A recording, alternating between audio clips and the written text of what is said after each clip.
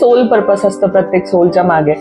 तर आज आपण तेच बघणार आहोत न्यूमरोलॉजीने. जे आपली जन्मतारीख आहे त्यानुसार आपण कसं आपलं सोल पर्पस माहिती करून घेऊ शकतो आणि काय आपल्या मागच्या जन्माचे कर्म होते आणि आता काय एक्झॅक्टली आपण शिकायला आलो इकडे हे कुठेतरी आपण बघणार आहोत या व्हिडिओमध्ये.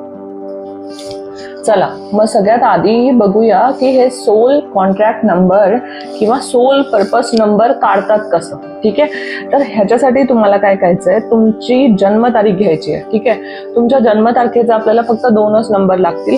जी तुमची फर्स्ट जन्मतारीख आहे आणि जो महिना आहे त्या दोघांना जेव्हा तुम्ही टोटल करता ना ते तुमचं असतं सोल पर्पस नंबर. ठीक आहे, जसं की माझं जन्मतारीख आहे 7/2. Okay, 7 February.